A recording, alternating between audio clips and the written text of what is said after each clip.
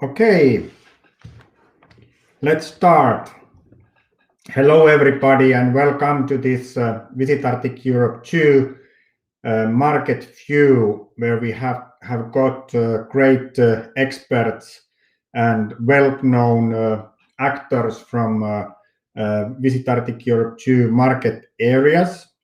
We have Jan Badur representing the DACH markets, and Cees representing the Belgium and Holland, and Clive from UK.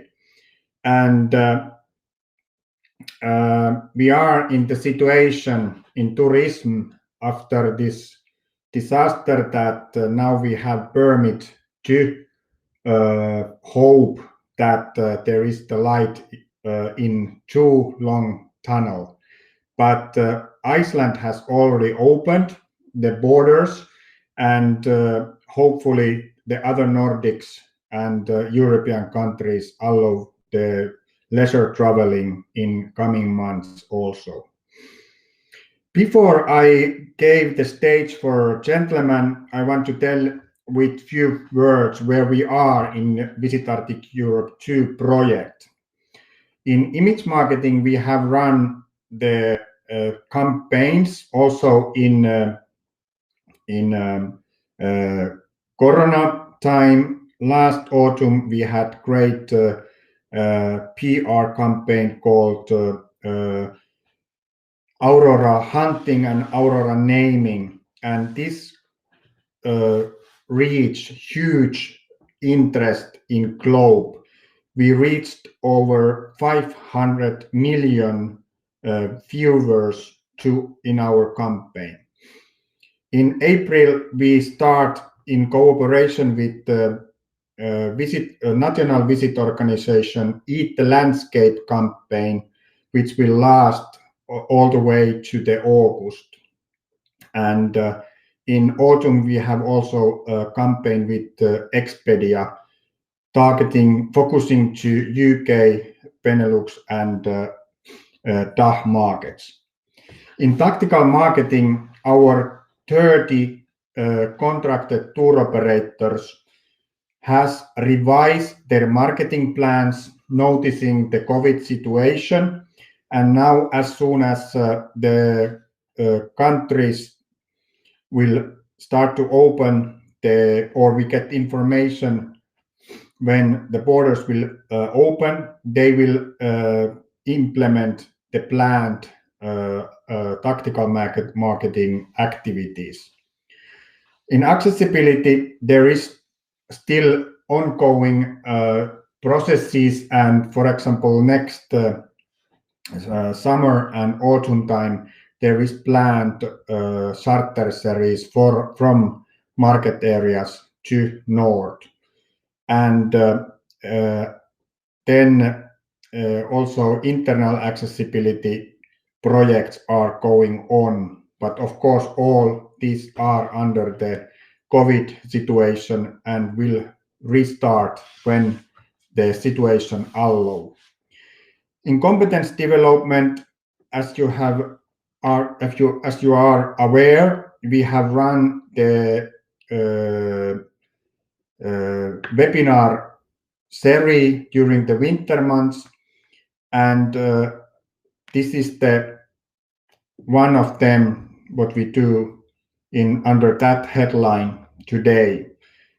And we are planning the roundtable sessions where Y companies could meet each others, and this process is just going on, and we will let you know pretty soon, in a week or so, when these discussions under different teams will take place. Anyway, in end of the April and mid May is the time frame we will shoot these or implement these. And unfortunately, as you are aware already, the Haaparanta networking event had to postpone once more, but we don't give up, but we will keep it as soon as it's possible. all activities we have planned will be run, but of course this COVID has forced us to modify them. And the FAM trips, for example, which was planned to run in these spring months, they has changed in digital format, and they have faced really great success among the tour operators. Together with Nordic marketing, we have organized these. Now, until now, we have organized 2, and there is still 3 to come.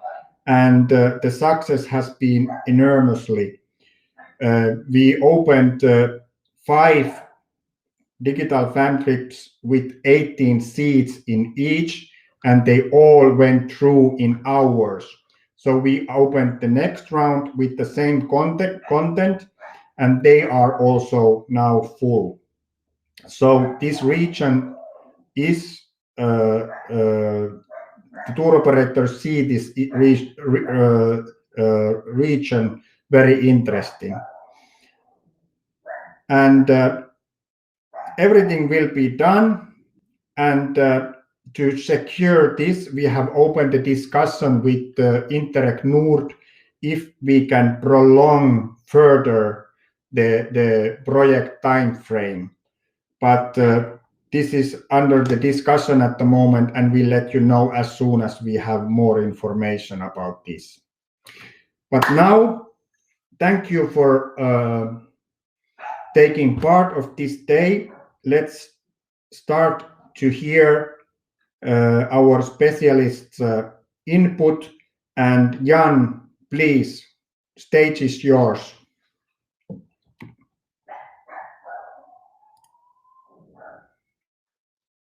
Kiitos, Rane. Thank you, Rauno, and hello, everyone. Hello from Germany, where sun is shining outside, and something positive that the weather is good. And I will show you some figures and numbers, what is going on here on specific on the German market, to tell some details and to show where we go at the moment. I will tell you a little bit what is the COVID situation at the moment, what are the perspective when it comes to the vaccination, and of course figures about the travel trade, so what the numbers are, what it has been in the last year, so what effects to the travel business, but then as well to look into the future, telling you some good news and having some details what the consumers are thinking about, and where we have really a pressure on the market that people are willing to travel and they really want to travel. But let's first have a look, as I promised to Rane. He was asking me for some numbers about the situation right now. So this is brand new from yesterday evening. I won't go into all those details, but just briefly, we are facing the so-called third wave. So we have a similar situation to other countries too. So we had a huge increase last autumn, then we had a long lockdown, and it looks now so that we are getting a third lockdown, a longer one, and a very harsh lockdown during Easter time. So we are having this situation since a while that everything has been closed. So compared to Finland, for example, where you have now these discussions about closing restaurants and bars and things that affect the tourism industry directly, we had those same discussions and the same topics in the media last November. And we had this lockdown, and the numbers, when you just look to those numbers, they came down due to the lockdown, and after ending the lockdown, they increased again. So this is now the hassle the politicians are dealing with. But looking into the future, you know, Germany is always a big country, has been a big country for a while, and it is a big market, and we are known for being very well organized, but we are very well known for being slow and old-fashioned, and everything is very bureaucratic. And even with the vaccination, it is so that you will hear later on from UK, they are far ahead of us when we compare the countries. So we are behind but this is as it is in the EU in general. So the vaccination right now is very similar to many other countries inside the EU. So we had, when we talk about the first vaccination at the moment, a percentage of 9.25. So this is how it goes. But looking to the near future, when we look to the plans, and this is of course theory, and this is from the news, and you never know what's going to happen. But this is the planning and the perspective from Germany right now at the moment. And when we think about a population of more than 83 million people, and thinking about the vaccination and the different possibilities by the pharmacy. In total, they plan to have it done until 21st of September when thinking about the entire population. But of course, there will be people who say, no, thank you, I don't take it. Or there are people who maybe still wait. But when we think about the summer season, so we have honestly to talk about the late summer and autumn time when we talk about tourism for everybody. But then we have these very strange situations as well, which is very up to date right at the moment. You might know that Mallorca, island belonging to Spain, is a very, very popular destination for Germans. And this is like destination number one since years for Germans. And what happened now is that the numbers of COVID-19 went down quite a lot in the Mallorca region. And the result was that the German government, or the authorities, not the government, the authorities decided, okay, it's not anymore on the red list. So it's kind of free to enter from the German perspective. So it's allowed to go there. And what happened now is that German airlines, German tour operators, published new packages and new charter flights and regular flights going to Mallorca on Eastern. And they were like fully booked immediately. So there was really a run. There's a huge pressure on the market. And the crazy thing about it is that it's forbidden to travel inside Germany. So everything is closed. The hotels for leisure business and leisure travel are closed. So there is no Easter holiday option. And now we have even a harder lockdown during Easter, so that we are not allowed to visit many people or meet many people at the same time. But we have the situation that 40,000 people might fly to Mallorca to stay there and have Easter holidays. So this is, of course, a very crazy or strange situation, but it shows, and this is why I'm telling you, it shows that the pressure on the market is really high. So if there is any possibility to travel, the people, they do it, they buy and they book. And now it's more the question for the authorities how to handle this situation. And now the airlines might be the ones who have to take care that they do the COVID testing for the people who fly to Spain and fly back. So this is the strange situation, but at the same time, a proof for the reality on the market and the pressure. But let's go to the travel chain. What happened last year is not really surprising. We had a big drop, like in all countries, and Germans use a lot of time, a lot of money in terms of traveling. And those figures comes from the Reiseanalyse, and this was published like 3 weeks ago, just before the digital version of ITB in Berlin. And these are figures about travels, about holiday trips, which are longer than 5 days, and it covers like the German population. And we have a drop in amount of travelers, and we have, of course, as well a drop in numbers of holiday trips, and we have a huge drop in the expenses, in the money spending in holidays. This is from the industry perspective, of course, very rough, and this is a catastrophe for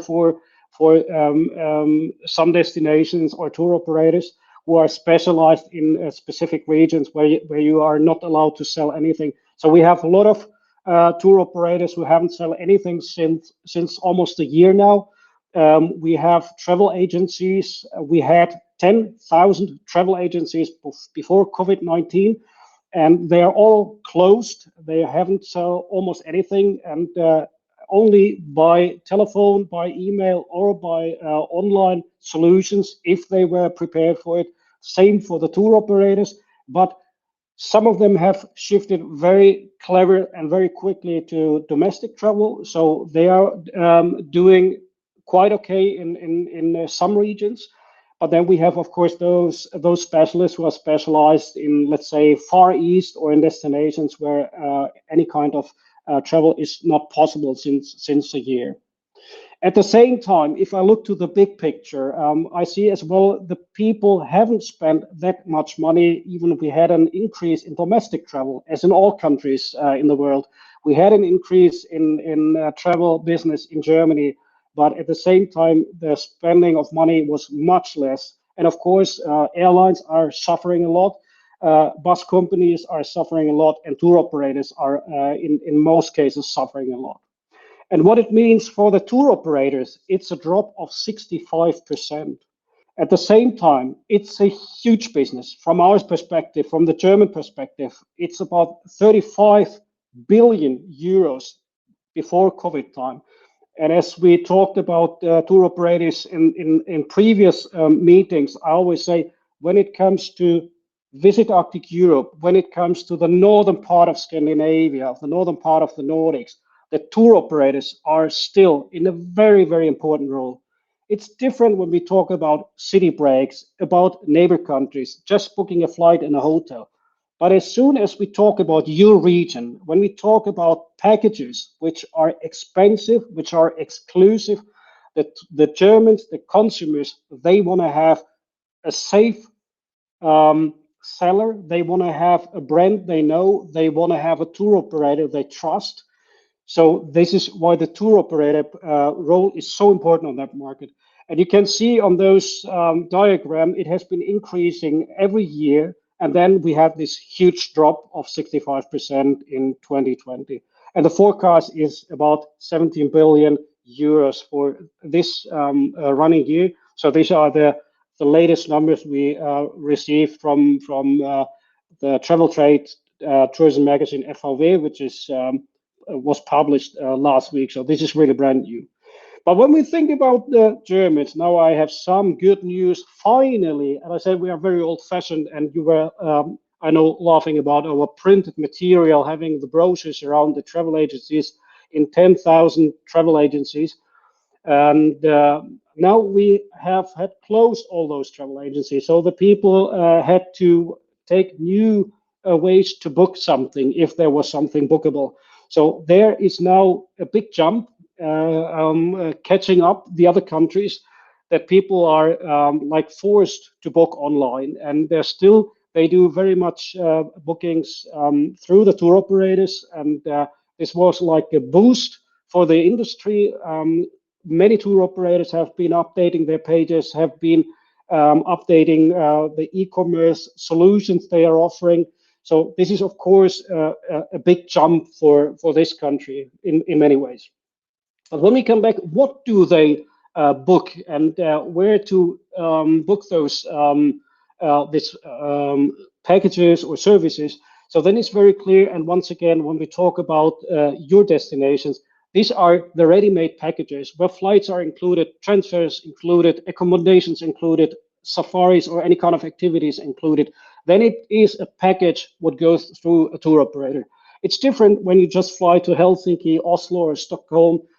You book the flight by yourself. You book the hotel overnight by yourself. But when we talk about these experiences in the wilderness, in the far north, then it is through the tour operators. And there you still see these packages are still very often booked offline. So they want to have this direct contact. They want to have this service.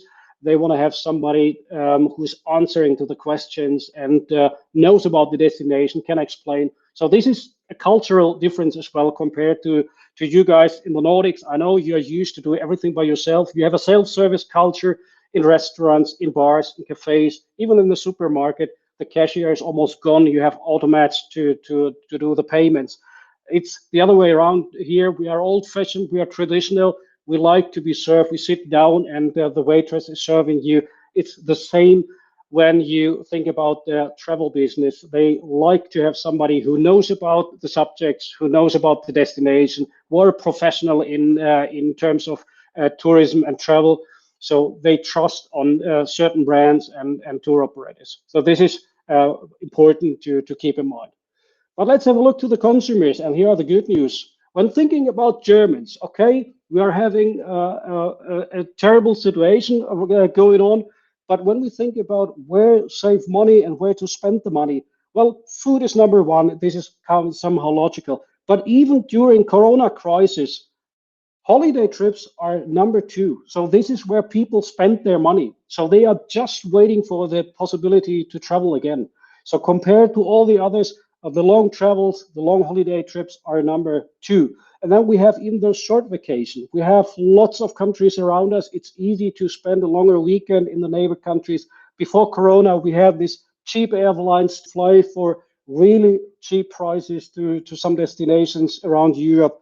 And this will definitely change. There will be a shift when it comes to choosing the destination, and we will have a look to those figures soon.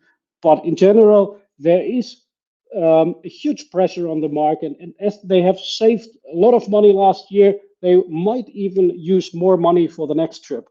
And when we now compare the brand new numbers, January this year compared January last year, before Corona, of course, people knew and plan in advance, and the German way is to plan very carefully and a month ahead their holiday trips.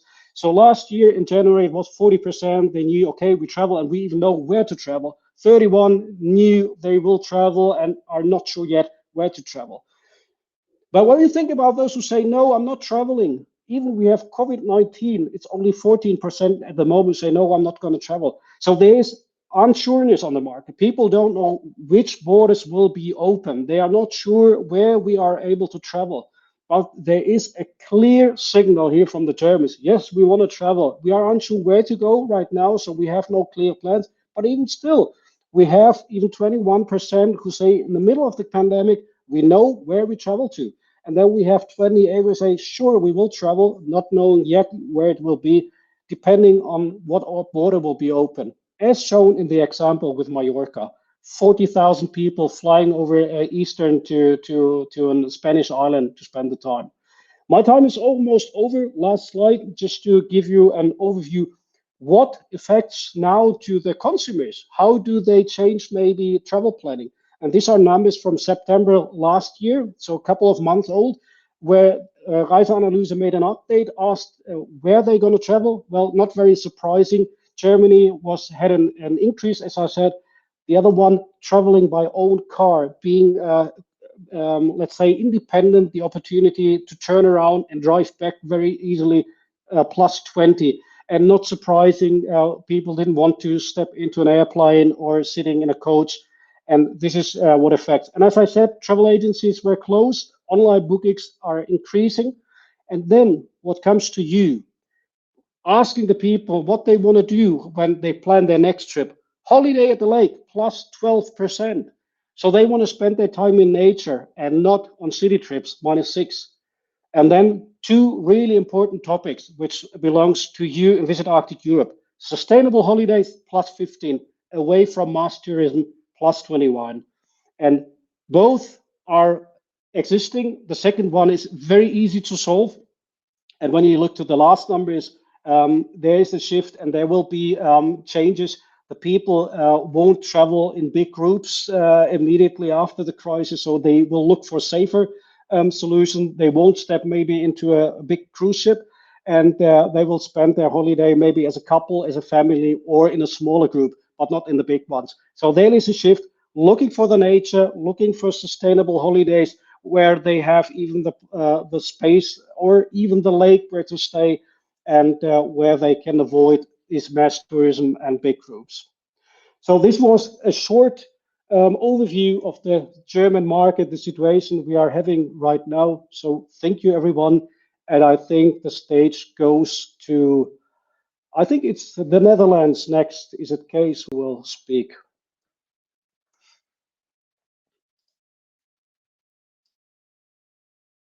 Yes, it's a guess is the say next on the stage. Thank you, Dan. And at the moment there is no any questions to you, but let's see in the end of the event if there comes any, then we return to you, Jan. Also, thank you, Jan, and guess next, please. Thank you, Rana. I hope everybody's able to hear me. Thanks, Jan, for again a very professional presentation. Dear friends, dear partners, for those who don't know me yet, my name is Cees van der Bosch. I'm CEO and shareholder of Voigt Travel, and I'm in the business for about 36 years, which is really a long time if I look backwards. And as I've been around, I've experienced ups and downs, and many occasions which had their impact on travel. If I go back to the early days of my professional career, I think back to Chernobyl in '86, where radioactivity was, according to the newspapers, all over in Scandinavia and east of Europe, and everybody thought that will be an area in the future where we will not be traveling anymore. In '92, we had the Marka crisis. I do recall the disaster we had in September '94. I was at a workshop at that time when MS Estonia sunk in the Baltic Sea, a terrible accident where people said, well, no ferries anymore. We are not going to go on a ship anymore. Of course, we had 9/11 when we all had this shivers about flying in 2001, and the crisis we had, the last we had behind us was in 2008 when we had the bank crisis and when we all thought that there was not any money available anymore to travel. Well, I can tell you, COVID tops it all. This is really for all people living in the world, in Europe, for society and for travel business, a disaster, and we are in bizarre times. In the meanwhile, and Jan has shown us through the figures, the people outside are dreaming about traveling. They are longing to go back to their beautiful destinations. They constantly dream about their traveling and are just waiting for the signal to go ahead. Today, I will discuss very shortly with you the situation on the Dutch market, the Netherlands. I try to focus on that one and take you along to understand what's going on, what has been going on, what the outlook is, and what the expectations are. So the focus is more on the Netherlands than on the Benelux this time. Last week, we had our elections in the Netherlands. It seems that the government is not going to be changed very dramatically. The Liberal Party, VVD, won the elections, and the runner-up, the Liberal Democrats, D66, were second. And as in many countries, the Christian Democrats are a solid, stable factor as well. So no big changes in the Netherlands, but there might be more emphasis on the environment and on the European Union, which might be good, especially the environment, if it gets more attention, if there's more focus on sustainability. Yesterday evening, we had a press conference where the government announced that the lockdown will be extended until the 20th of April.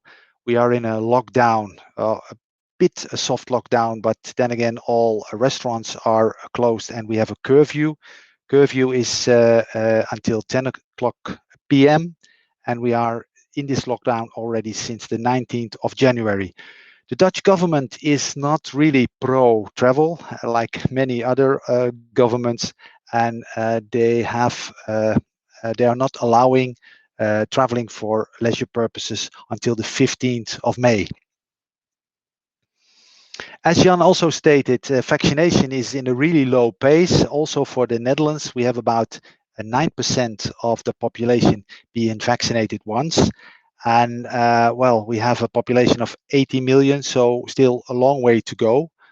mortality rate is on a regular level now, so we are not facing more death in the last 2 up to 3 weeks. But the number of infections are going up again, especially since last week. So obviously, it seems that we're also in a third wave. The government of the Netherlands expects everybody to be vaccinated for the first time by the 1st of July. So that's their planning. But right now, with the problems we had with AstraZeneca and with also the number of vaccinations we have in stock, we count on the fact that it will take even a bit longer, but at least their deadline is the 1st of July for everybody to have the first vaccination. So, well, we are living in bizarre times, and it is a drama for society, but people still long to travel. They want to travel. The only thing is that things are so unsure, and clearly this goes for all of us, but also for the people living in the EU and the UK. We need a perspective. We need a clear roadmap when traveling is going to be allowed. Unfortunately, the Dutch government is not giving us any roadmap like this. They only say us what is not allowed, but they are not giving us any clue, any idea when we're able to travel again.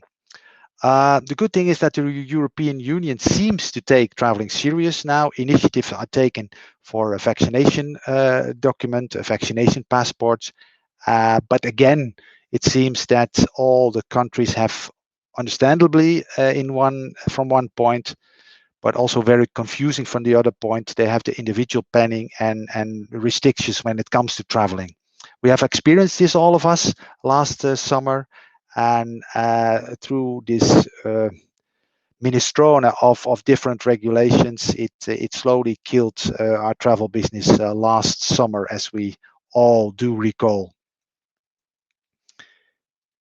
Well, from my point of view, it seems that the world is getting smaller post-COVID.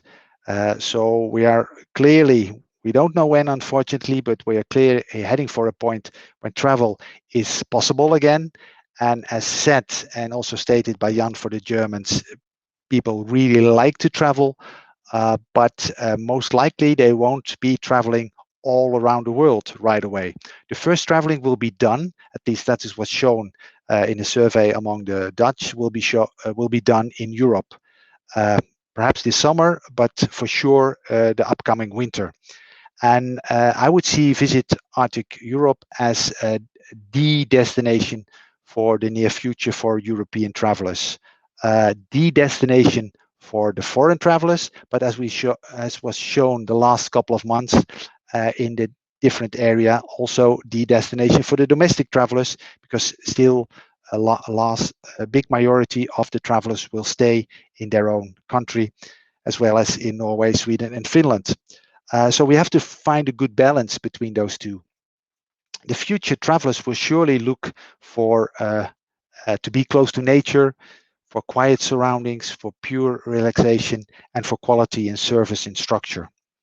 So we have a restart of travel, a new restart of travel, I would say, which gives us opportunities, and we could prove ourselves again if we're able to let the experiences exceed the expectations. I guess there are 4 fields on which we should prepare ourselves, both you, partners of Visit Arctic Europe, as well as the tour operators on this side on the market. First of all, we are going to approach new target groups. We are going to be new for a vast majority of the market. We need new ways to communicate and new messages.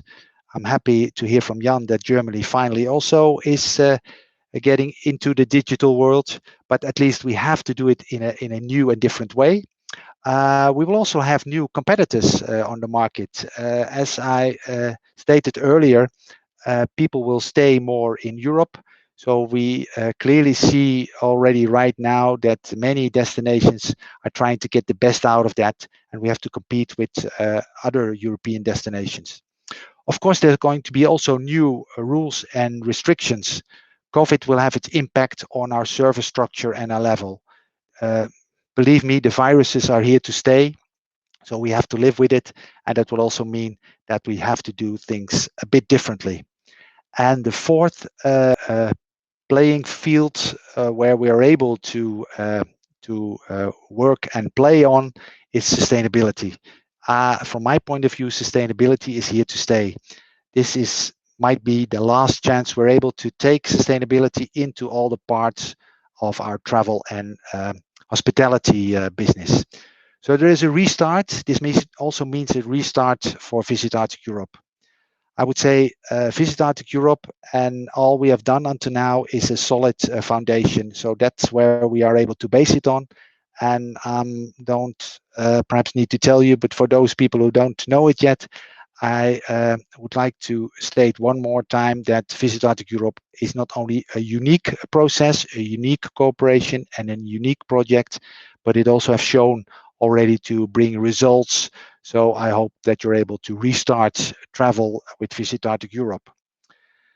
As Voigt Travel, we're one of the travel companies who have suffered the last year, like many of you in the Visit Arctic Europe area as well. It has been a tough year under COVID. And from our point of view, our company has seen its turnover disappear by almost 100% if we compare it with the last year pre-corona. So before corona, our turnover has disappeared with almost 100%. As our winter season is bigger than our summer season, it's 65 versus 60. 65 versus 35%. It seems that we might have a slight advantage as the summer seems to be now hit for the second time. So it's not easy nowadays in travel business. The business model of Voigt Travel, and I guess most of you know us from the way we are working with the direct flights, is based on developing destinations. For this, we are using 4 R's. These R's are recognizable, so the destination needs to be recognizable, it needs to have a reputation, it needs to be reliable, and very important for us within our business model, it needs to be reachable. So with the last item, the reachability, the accessibility, the connectivity, we have been building up direct flights to the Visit Arctic Europe area in the last couple of years, and we have been doing this line of sports, this part of business for about 18 years. And it has been shown a successful instrument, building up the direct flight, especially when you are upscaling the business. So when more numbers come in, when you're able to cluster these numbers to a certain area, it's a very effective instrument. On the other end, it also shown to be a very difficult instrument when we need to reduce volumes like last summer, like last winter. So basically you have a big structure with huge risks and cost involved, and then you have to bring them down bit by bit. And that shows that the instrument of direct flights is also a very challenging instrument. And I have to share with you, it kept me awake several nights in the last year. Luckily, the Dutch government is backing up most of the companies which are hit by COVID through a structure where they are repaying parts of the salary of the staff, which this goes up to a level of an average of 50% of all the salary costs. So this is a huge help for many companies. And next to that, tax payments are also deferred or delayed, or companies are able to pay their taxes later. Nevertheless, we need to pay them, but we can do it in a later stage, which also helps us handling our cash situation.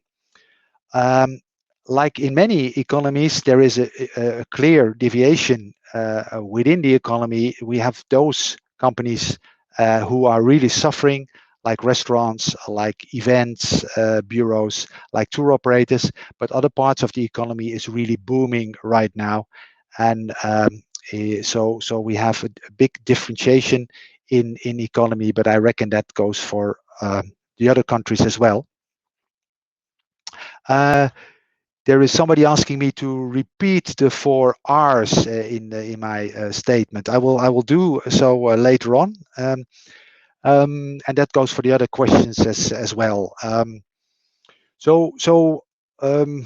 A lot of travel companies have difficult times, especially the startup companies right now, but also the ones who have been investing huge sums of money pre-COVID and taking up new things and haven't been guarding their cash situation that well. And of course, there are also bad times, which I don't need to tell you, for transport companies like airlines in this stage. The Dutch Travel Association, representing the Dutch tour operators, and the Guarantee Fund, protecting the Dutch travelers for bankruptcy among Dutch tour operators, have introduced last April a voucher system where the tour operators could issue a voucher when summer trips or travel was cancelled instead of a refund.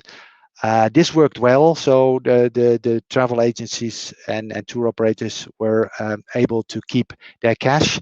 In the meanwhile, the travelers could also rebook their trip, and this voucher was valid for 1 year. So this period ends now, and right now a lot of colleagues, as well as ourselves, we need to pay back this voucher system. So we need to refund the travel sums, and this brings some of us in difficulties.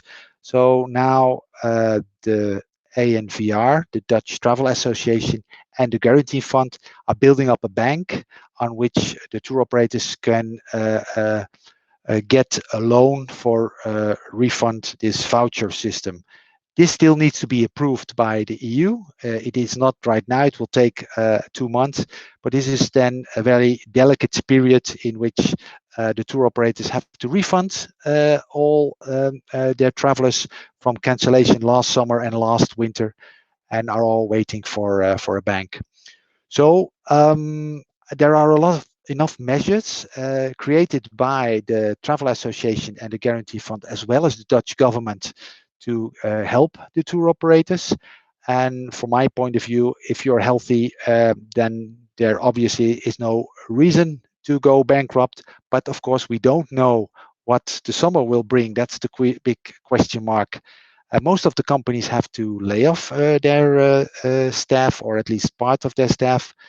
And right now, out of the 20,000 employees working in the Netherlands in travel business, 20% have lost their jobs already.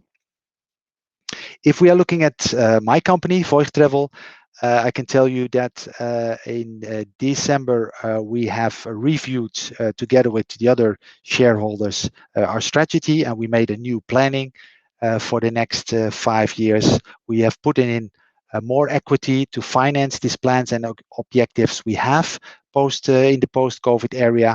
So we are ready for the new era to come. We are ready for the times when traveling is possible again. As Voigt Travel, we believe in the future. We believe in our own strength based on the experience we have and the position we had on the market, our stamina, and especially our long-term commitment. But we are also relying, of course, on the strong network we have with you, partners of Visit Arctic Europe, and with the other connections we have within the travel trade. So, as I see it, travel comes back. However, the summer, if we will have any, is going to be a short one from our perspective. As far as we see it from the Netherlands, we expect the first guest will be traveling earliest in the beginning of August. So basically, there will be 4 up to 7 weeks of summer still left. September is there as a beautiful period, our Arctic autumn. We could perhaps focus on that to get a bit more travelers in that period, but it's going to be short summer, if any, because we have to keep in mind that this is the best possible scenario. I would not be surprised if you won't be seeing any Dutch travelers this summertime. Of course, from our side, and this goes for all our colleagues as well, we are ready as soon as we get the green signal. And as we stated earlier, the Dutch, they are dreaming about traveling, so they are ready to move. Of course, they will first look in their own country, then they will look at the neighboring countries, and then they go further away. And as Jan also stated, Visit Arctic Europe is of course a bit complex and far away destination for many of them, so they won't most likely decide to go right away. We would also see changes in traveling, and hopefully we're able to keep them more on one spot, let them do less traveling, and bring them back to the nature again. So I hope I still have some time, because I would like to go into the 4 fields we have right now for the restart of traveling. So we're able to restart traveling, we're able to prove ourselves, to let the experience exceed the expectations, and we should be working on 4 playgrounds in 4 areas.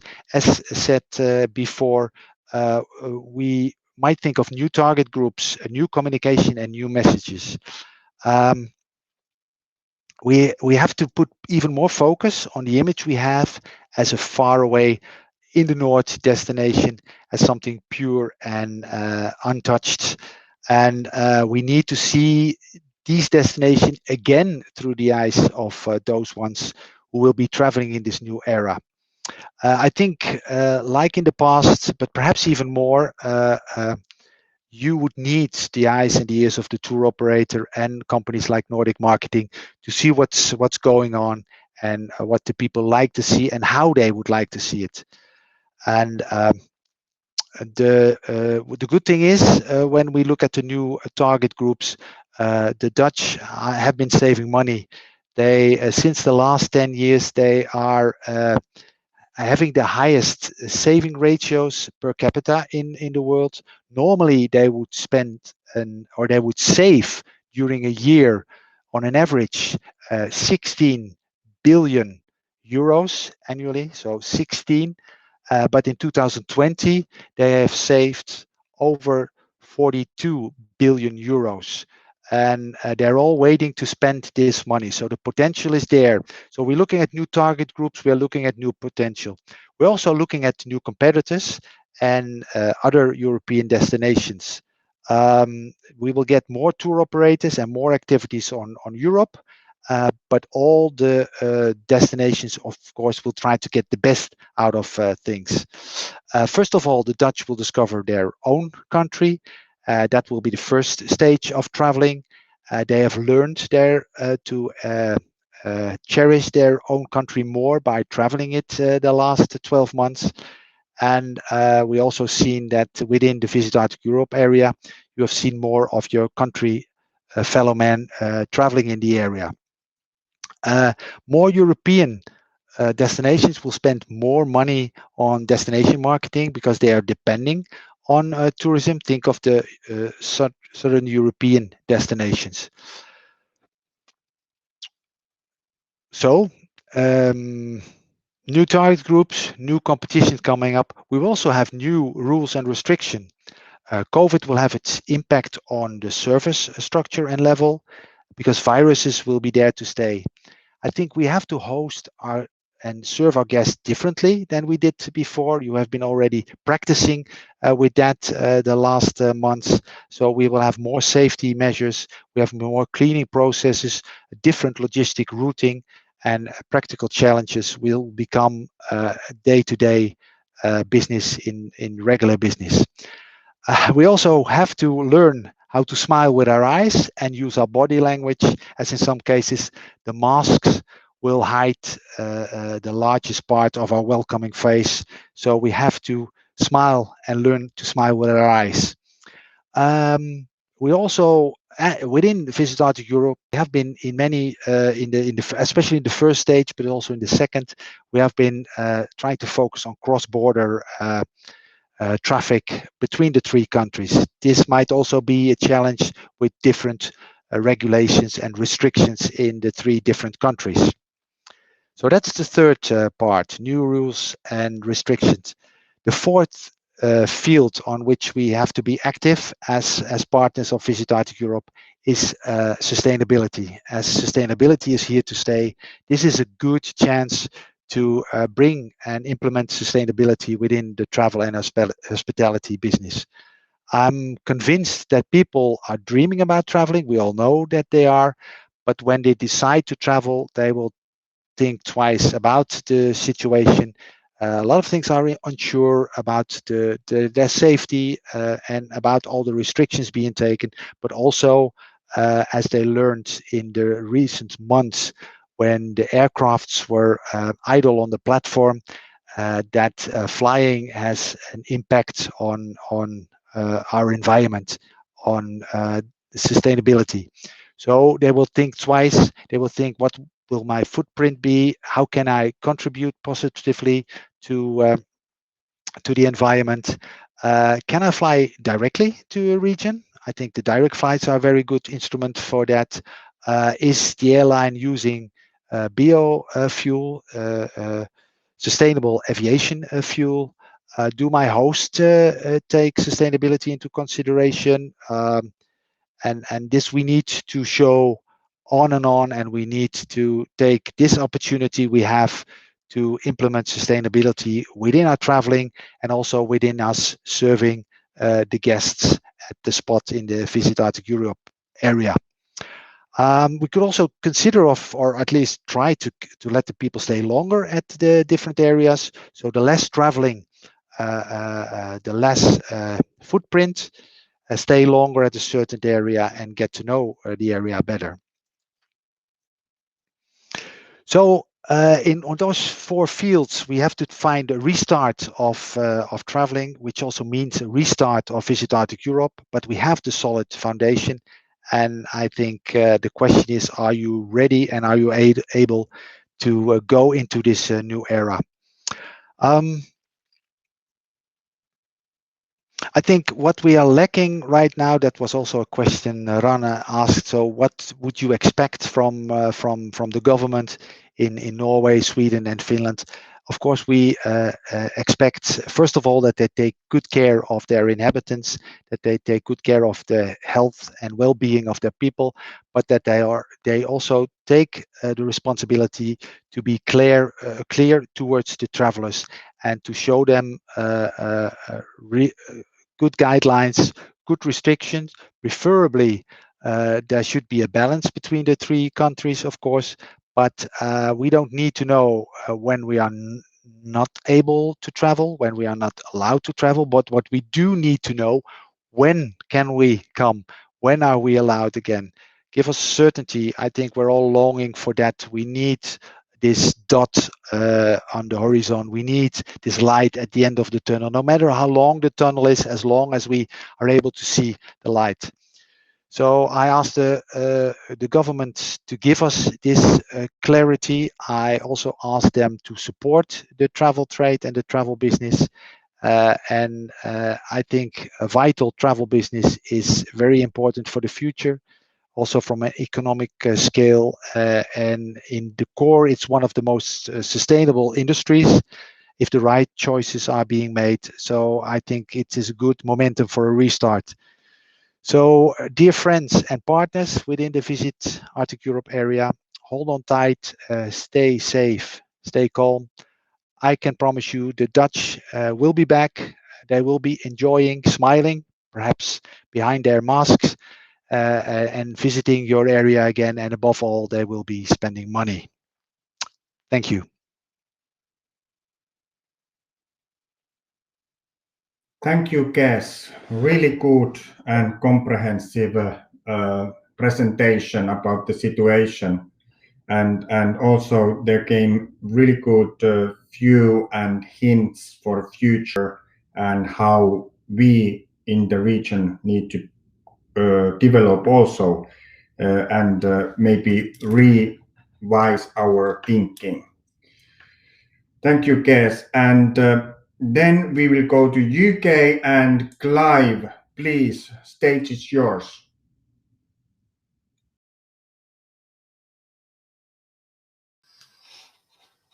Hi everyone, and good afternoon from sunny England.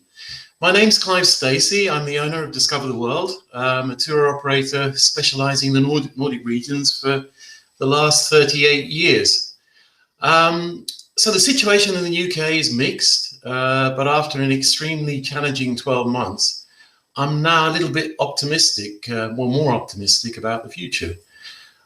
We are slowly coming out of a lockdown following a structured approach of 4 phases, ending hopefully in something resembling near normality by Midsummer's Day, the 21st of June. Each phase has a 5-week gap between, and if the R rate increases more than a certain level, the next phase will be delayed until infection rates are reduced again. The 17th of May is the earliest moment international travel will be allowed, but this is dependent on a report submitted by a government task force on the viability of opening travel and the methods used to conduct it. This is due to be published on the 12th of April. Which is a date I'm especially looking forward to, as pubs and hairdressers will also open at the same time. And after nearly 4 months, I'm looking forward to getting a haircut and a draft beer. So many more reasons to be happy are, over half the adult population of the UK have now been vaccinated, and all vulnerable groups will have been offered a vaccine within the next 3 weeks. New rates of infection are dropping, and most importantly, death rates are the lowest they've been for a very, very long time. Reasons to be cautious, obviously the increasing rates of COVID infection in other parts of Europe are a concern for us as well as the slow rates of vaccination and the controversy around the AstraZeneca vaccine. This is likely to prevent travel from the UK to most European countries until the situation has stabilised somewhat. At this time, we at Discover the World are especially pushing travel to Iceland as a destination, because we feel that it is likely to be one of the first places where UK citizens will be allowed to travel when restrictions are lifted in the UK. This is also based on Iceland's extremely low COVID rates and the excellent protocol they have put in place to deal with the pandemic. They have also recently announced that UK and US arrivals who can prove they have been vaccinated or have had COVID will be allowed in without the requirement for tests or quarantine. In the meantime, international travel is expressly forbidden from the UK to anywhere except for exceptional reasons. And from Monday, anyone even trying to travel without good reason runs the risk of being hit by a £5,000 fine. At present, we at Discover the World are taking a reasonable number of advanced bookings, mostly for next winter and summer 22. But we are hopeful that travel to at least a limited number of destinations will be allowed by July or August. So how has last year impacted us? Although we went into the pandemic in a strong position, like most travel businesses, we've been forced to make severe cutbacks. This necessitated a reduction of our workforce from close to 100 people to just over 40 that we're retaining now, which was extremely difficult for all concerned. However, we have used our government's furlough scheme, which continues until September this year, I'm pleased to say. And this has proved to be a vital lifeline, but there has been no tailored support from the UK government whatsoever for tour operators and travel agents. During the past 12 months, we've done our best to encourage passengers booked to travel to postpone their trips to a later date. For those who don't want to do this, we refund them in full. And I'm pleased to report that we have had good success in persuading a large proportion of our clients to postpone, sometimes more than once. And I think this is a good indication of how folk are wanting to travel when travel is indeed possible again. We also have used lockdown to re-engineer our business and, amongst other things, create new products, which we will launch as soon as the time is right. From this perspective, the pandemic has been a positive factor, allowing us to look deeply into our business model, take the time to plan carefully for the future, and build the infrastructure to make it happen. So what will things be like when travel is allowed again? Firstly, a world where travel is only permitted with multiple and costly tests, as well as quarantine restrictions, is simply not going to be widely accepted, for most leisure travelers at least. COVID-19 originated nearly a year and a half ago, and by now our leaders should have figured out an acceptable, universal, safe and realistic structure to travel between nations. This means not only on board aircraft, but also at the world's airports, stations or terminuses. But alas, this presently is not the case. In the absence of this, we as tour operators are left to find the best route between the ever-changing rules and regulations set by individual nations, and in certain cases, regional governments. To put it bluntly, it's often challenging, and any mistakes we make can be very expensive. So once our clients arrive in the Visit Arctic region, what will they expect in the way of protocol? I think by now we are all aware of the procedure to follow in everyday social interaction. And I'm sure your governments have provided guidelines for the health and safety protocol around COVID in the respect of the operation of accommodation, public transport and attractions. That said, we all have to try and be flexible and not get too fixated by terms and conditions. There can be all sorts of unforeseen reasons why a client is prevented from arriving at a pre-arranged place and time. And we will need to be understanding and supportive when this happens. Communication is absolutely vital. We at Discover the World have a 24-hour emergency line available for our partners and clients as well.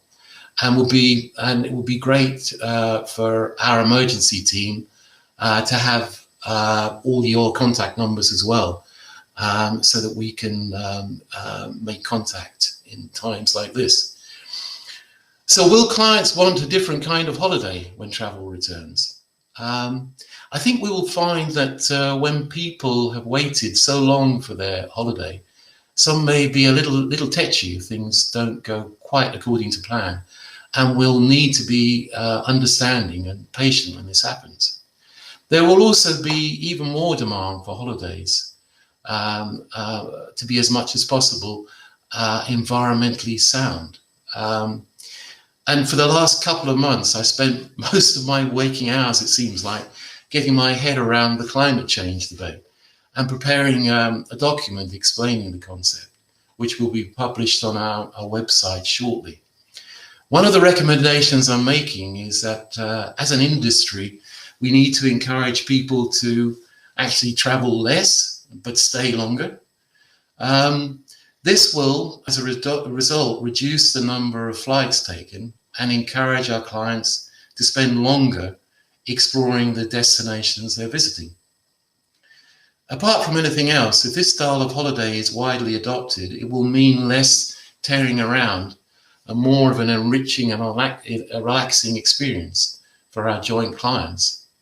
And of course, fewer flights mean a saving in time and money, as well as the environment. And leaving more time for clients to spend and money in the destination. Essentially, we're hoping that a typical winter visit will change from between 2 and 3 nights, as it seems to be at the moment, to closer to a week in duration. And of course, we will be encouraging the use of airlines with modern fuel-efficient aircraft and genuinely sound sustainability models. In this respect, SAS, Finnair and EasyJet are well placed.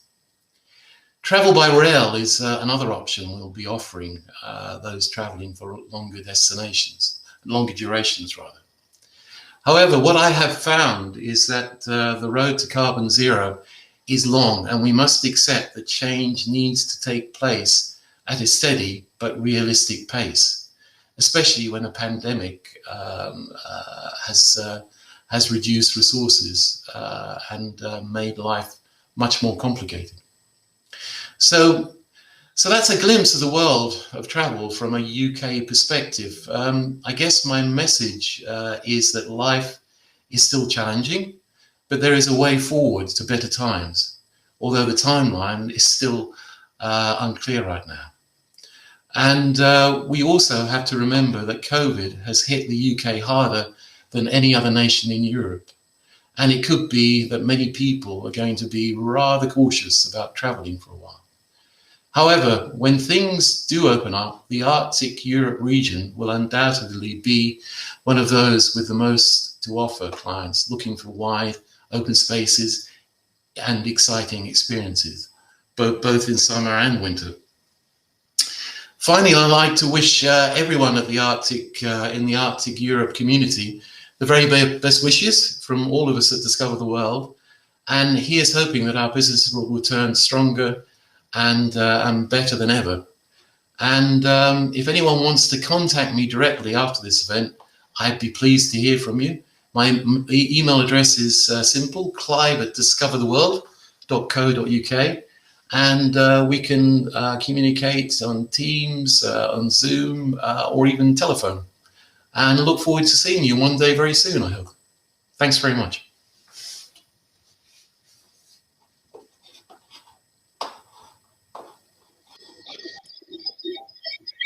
Thank you, Clive. Thank you very much. And there is actually one question now for Clive. That is it the chance that so will there be a chance for pushing travels towards certain countries that have low infection rate, like it is happening now with Iceland? I hope so. There has to be a two-way interaction in that. And it doesn't necessarily have to be to the whole country. So historically, there's there have been direct flights between the UK and Lapland, and that's mostly been during the winter. In fact, it's always been through the winter. I think there might be still EasyJet flights planned during the summer to Rovaniemi. I'm not sure about that, but it has to be a two-way thing. So if there's a part of your area which is more with less COVID or less infection than other parts, and we can try and put it to our government that there's a safe situation here, very much like the Germans have with Mallorca, then that's definitely worth trying. Certainly Iceland will be up there as one of the countries which potentially would be the first to allow British travellers in. Mm. Yeah. This is actually the question to all of you based on this, what Clive said and Anneli Laats asked. Should regions add to their communication towards clients and towards markets information about infection rate? Or how is the corona situation at the moment in destination? Jan, please. If I may answer to this question, it's not about the infection rates. It's more about how the destinations and the companies take care of it, so that the clients feel safe. So they want to know how it is handled. And this is a question what comes up in all our meetings, in all fan trips, in all meetings we have with tour operators, that they want to know how is it handled, what rules you have in your destination, because those are changing. They are different in each country. And this is something where they need the update. So this is for the professionals, and they need it for their internal or for their communication towards the consumers. About the numbers, they will find everything through different channels. But how it is handled in certain destinations and countries, this is really important to know to the travel trade. Safety protocols, measures, how we handle the situation in emergency cases, but also beforehand, how we avoid the situation. Clive and Cees, do you have something to add on this? I would say, in addition to this, what is also vital is that the travelers, especially from the Netherlands, that they are welcome. So now we all have the idea, which is understandably, that the destinations don't want us right now. So I fully agree with Jan, but there needs to be a signal that everybody is welcome, and this needs to be given, because otherwise they think they are intruders coming into a country where they are not welcome from general point of view. So it starts with a welcome. Very good point. Yes. Clive. Yeah, I kind of agree with Cees on that. It is a little bit difficult being a country where a mutant of the form of the virus is named after. So we're kind of aware that it's a very difficult subject, and with Brexit and everything else, there's a little bit of caution, I think, on both sides. It shouldn't be like that, but people are people. So a welcoming sort of hand would be kind of appreciated. So maybe from the local tourist boards, some sort of message which we can share with our clients would be possibly appreciated. It's not necessarily from my point of view, but from my client's point of view, it could be good. Thank you, Clive. I promised to you guys that you don't need to be the fortune tellers here in this event, but if we assume that Nordics will open the borders for travelers, when would be the first season we can think that from your market areas people will travel to Scandinavia first? Thank you, Benedict, for this question. Is it winter 21-22 safe scenario or earlier? I could start with this. If I would have some money left, if I would make a bet on this, I wouldn't bet on summer. We all hope that there is a small window for the end of the summer, but I see the chances, at least from the Dutch market, from travelers' perspective, as small, because we want to have security on both sides. We want to feel welcome, and people really long to travel. But then again, it seems that the procedures of vaccination take a long time. And are we allowed to travel?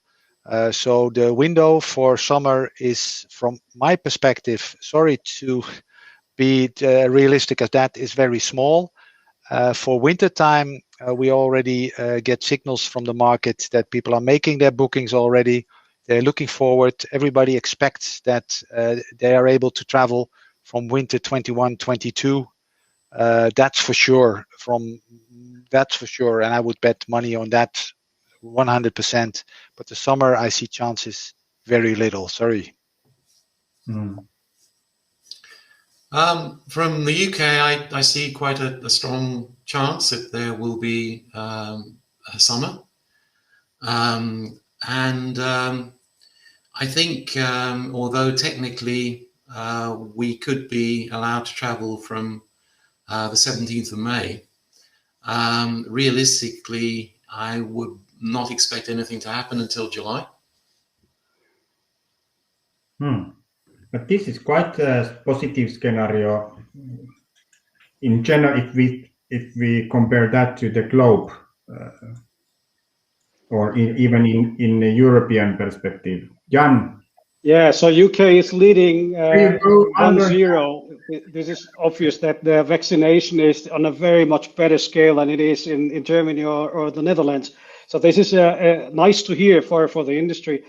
From the German perspective, the winter is sure. When it comes to the summer, keep in mind that the summer season is, from the German perspective, longer, due to the fact that, for example, the summer holidays in schools are not at the same time in all parts of Germany. So they are like 6 weeks, but this is starting from June all the way up to September. So we are talking from the industry perspective of a long summer season. So there's definitely hope for the end part. So this is why I said, when the main goal is having vaccinated everyone in September, there will be definitely people who are willing to travel and might be allowed to travel, but we need open borders for this. So there's more the question if it's possible to enter the countries.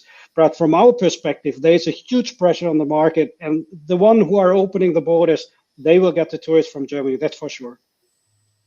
Yeah.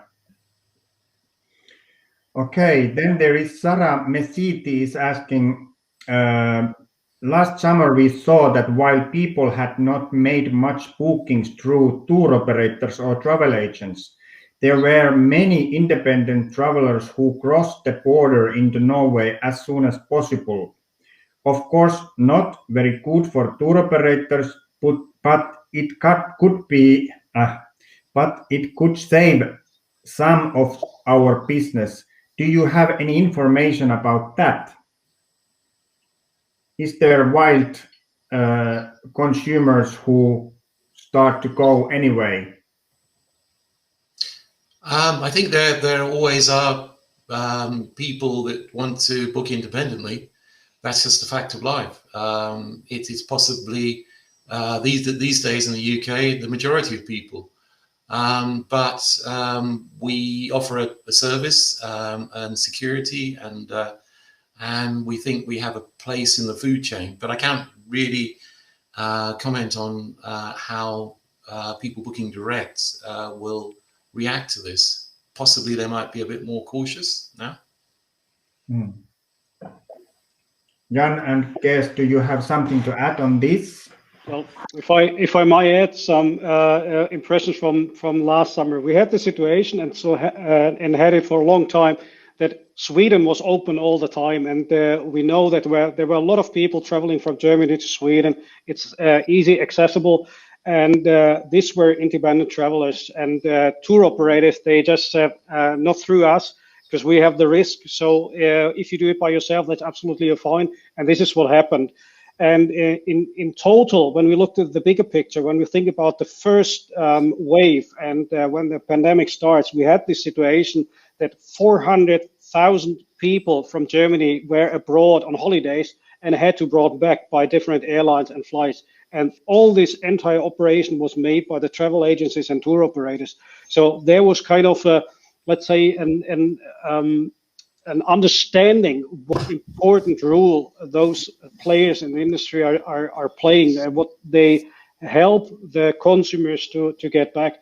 So from this perspective, the quality, the importance of tour operators and travel agencies are really much appreciated. And of course, if it's somebody who knows to travel to Scandinavia, they might do it individually. But as far as they take a bigger package, what costs a lot of money, they will for sure go through the tour operators if they have something to offer.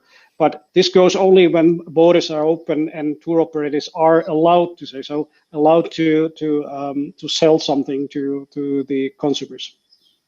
Okay, very good. Cees, do you want to add on this something? No, I'm sorry. I fully agree with Jan. There will always be people traveling individually, and hopefully there will be more also in the future.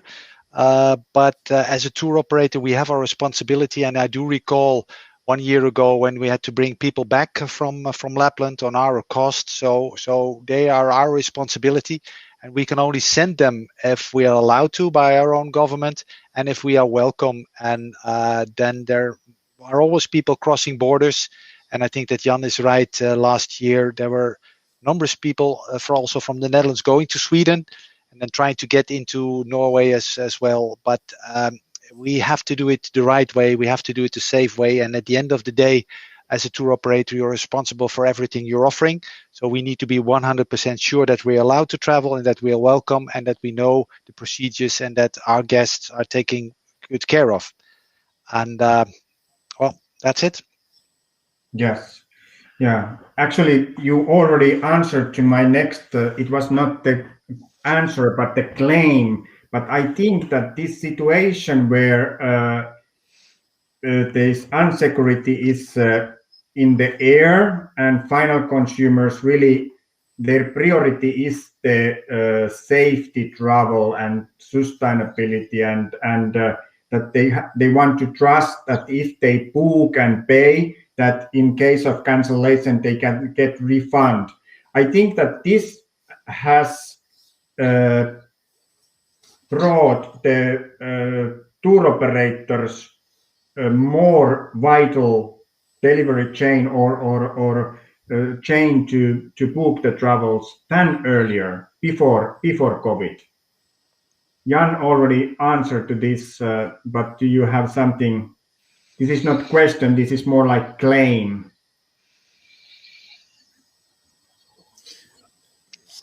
Yeah, I think that in times when there's insecurity around travel, then there's more potential, I think, for a tour operator to provide the service, which in normal times we will kind of seen as surplus to requirements, and that's just a fact of life. But the thing that we've found is that we have certain products which we offer, like the direct flight to Kiruna. It was something that you could only travel on from London by booking with Discover the World. There was no direct flight otherwise. And we got people booking with us that would never normally have booked with tour operators. And they said that. We had detailed questionnaires. However, after they traveled with us, we couldn't have done too bad a job because they came back and booked other holidays to other parts of the world with us. So it's a question, I suppose, of trying to convince people to test your product.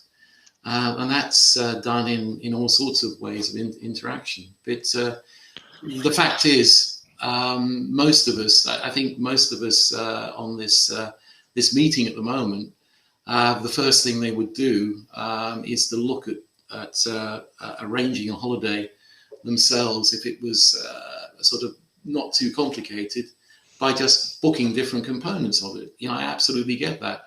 But there's still a lot of people out there in the UK that don't want that.